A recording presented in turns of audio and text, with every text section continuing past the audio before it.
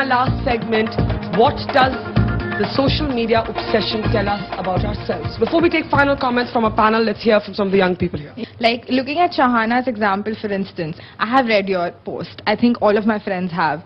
So, I mean, how much are you affecting people? Doesn't it scare you that you write a post and everybody reads it? Kabir, quick response to that? I would say that I would like people to know what I think. I would like to share my thoughts and feelings. And those that send me posts that I don't particularly like, I ignore them. Can I ask something though? How often do people say things that they don't even believe to be noticed? Like sometimes people just say something completely provocative to get a few more hits. I think that is a short-term phenomenon in any way. You can't keep that up. Ultimately, you have to be yourself, because that's what's reflecting in the tweets that you do. Although television started that trend. Yeah? It's television which started. Oh, I thought newspaper columnist. No, Chandan and I have a long-standing kidding friendship. Okay, question here. Facebook plays on the basic element human nature of being voyeuristic. Every day 90% of the people go back home and look at what their friends... So is it like Stardust in, you know, in 2011? Absolutely, and it has created celebrities. Look at Poonam Pandey or Justin Bieber. They were nowhere. You know, this is social... But is that good? Boy, is that really Poonam Pandey? Sorry, Chandan? No, I'm taken aback that Poonam Pandey is being actually quoted as a potential... Now that I think television and the paparazzi have created. We've created celebrities out of, you know, that Andy Warhol 15 seconds of fame is a whole new meaning today. Alright, question here. Social media has created more of a parallel universe for us. Like, people have a different personality in real life and a whole new personality online.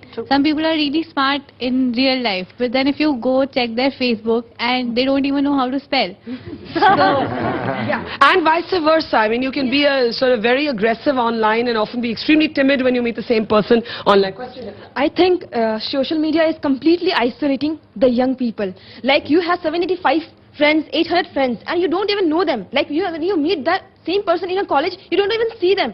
So you're saying there's a level of fakeness to those hundreds of Facebook friends. Question here. You know, politicians really creating, or you know, probably other people, parallel people really creating a negative kind of a democracy. You know, they're inciting people like this, you know. People just, if you know, if I just come and say that, you know, yaar yahan dharna karna hai, abhi karna hai, I gather 100 people and I do a dharna. I mean, yes, this country allows you to do something like that, but isn't it really killing the entire, you know, You're saying that instant gratification that Twitter reflects has come into our understanding of the political process? Yeah, I think it's the next extension.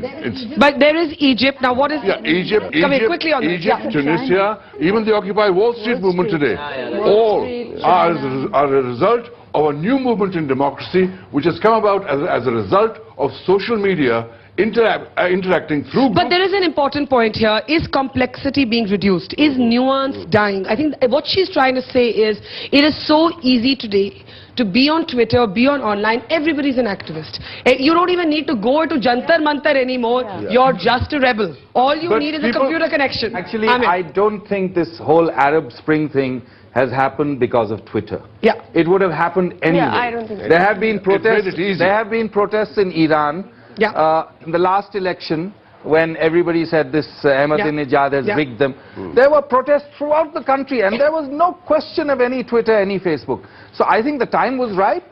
Twitter was one of the tools that was used, and the whole thing happened. Okay, I'm just coming to Shahana. Question here. Somebody who doesn't feel secure online. Yeah, like when you're with your family, you feel safe and secure. But it's exactly the opposite when you're in the virtual world.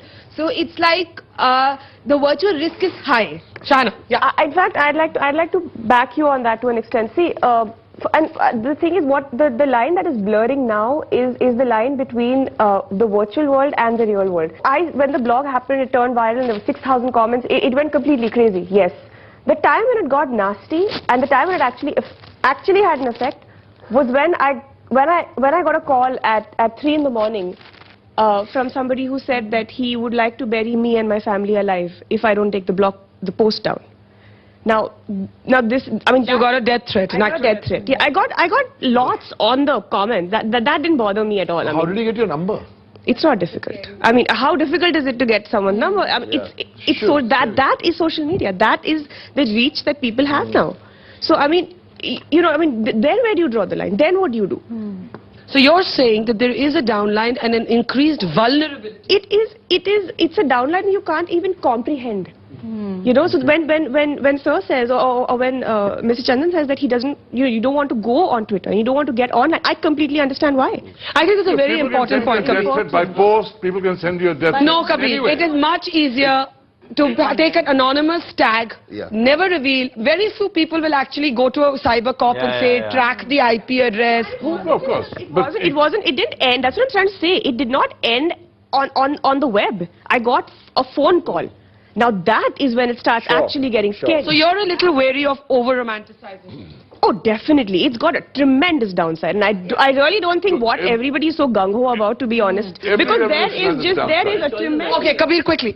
Every revolution has its downside. I find that in relation to what is the revolution that's happening across the world in terms of social communication, the downside is far, far less than all the benefits that are emerging for the creation of social communities, social forums. But I think there is an important point. Once again, there is an important point in saying the downside is real. In this case, it's an extreme concrete example of a death threat. Often it can be daily abuse. Often it can be libel. And Nirupama said this. You train yourself to not react. I've got to start winding down. So a few quick last audience questions. It's very easy to create a fake profile on Twitter. Or perhaps for that matter, any social media. Because I recently heard a very high-profile leader from his party had a fake profile. And Arun Jaitley. Yeah, Arun Jaitley, and especially in a country that is where sentiments are so instrumental in playing a role that can move religious views and the rest of the things. So here's the thought: where's that thin line between satire? For example, there are any number of fake Manmohan Singh and Sonia Gandhi accounts. There's a fake Rakesh Jhunjhunwala. There's a fake Barkha Dutt also, by the way. But where? No. I was actually going to raise the important point. Where is the thin line between being a public person and saying, okay, I will be mocked, it comes with the turf, and it getting into seriously dysfunctional territory? Why does somebody need to impersonate somebody else? Gursimran. I think the thing lies in that somebody else is ahead of the curve then. I mean, if you don't get on there before they get onto you, then you're falling behind. They're not falling ahead of you. Also, in answer to her, I run a 365-day self-portrait project in which I put a self-portrait every day. And they are not exactly your run-of-the-mill kurta, salwar kurta portraits. They are surrealistic, maybe even provocative portraits. I have not ever had. I've been doing it the whole year. And to those who said you're an exhibitionist, what would you say?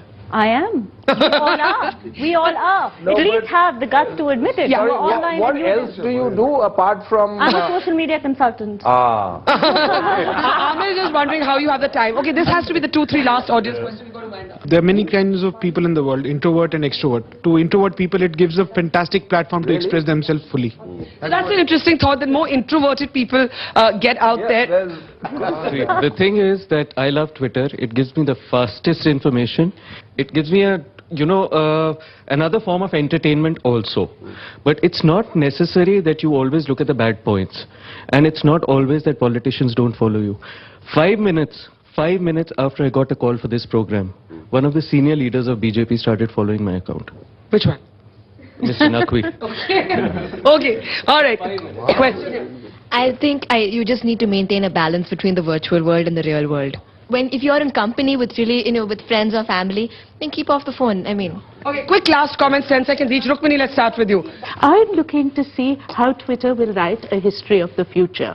And I think that it will do so in ways that are interesting, because they're giving rise to not only new communications, but new literary forms. So I'd like to throw in one more word into your basket, and that is Twitterature, which was written by 2 young students in Chicago, and which covered all the great Salman Rushdie is writing a Twitter. So Rushdie is writing a Twitter. He did the classics on Twitter. So these people. So it's a mixed bag. It is a mixed bag. All right, very last audience question. I just want to get an obsession in the middle of it. There was an earthquake in Delhi, and the first thing I did was put it on status, BBM status on Twitter, whereas my friends called up and say, moron, get out of the house. Why are you tweeting? And this is not the first thing. We're in a rat race to do it first time. Who's the first one to do it, All right, weirdest moment on Twitter for those who are on. Kabir, any weird moments? Just was that there was a sort of paid campaign by a publicist against my daughter, and I went online, wrote my blog, made the link to my account, Kabir Bedi, and put it out there and demolished it. But it didn't make you go off Twitter. Not at all. All right, Derek, weird thing on Twitter? The weird thing on Twitter is really weird, because I'm doing this new quiz book with 1,000 questions, and I'm not going to write a single question because all the questions have been written and sent in by Twitter. People on Twitter. That is really cool. Chandan, have you changed your mind about joining at the end of the show? Well, let me think about it. I'm rushing to it. I recognize the utility of all this media. But look, there is a finite limit. I think I agree with what he said. Now, you are on SMS. You get hundreds of messages. You have email. Then I have Facebook. I use it more to learn about people's responses.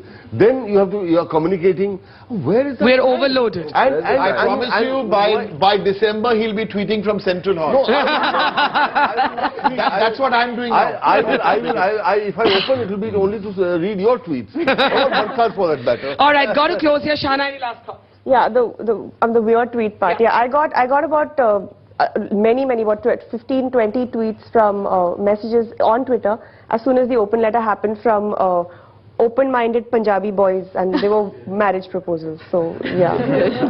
Is that so bad? Oh, I blush. You don't seem like a woman who blushes. In fact, anybody who blushes is not really online. They're good. Simran, very quickly, got to end here. All I'm going to say is that while the celebrities mull over whether they should be on Twitter or not, Twitter has made celebrities out of all of us normal people, and for that we have a lot to be grateful for. All right, that's a good note to end with. And I think, like with every medium, you can't generalize. There's some great things, there's some downsides, and no medium is free from them. And it's the whole Wild West out there. And Chandan's going to be the newest cowboy on the block. We'll end it there. Thank you very much. Thank you.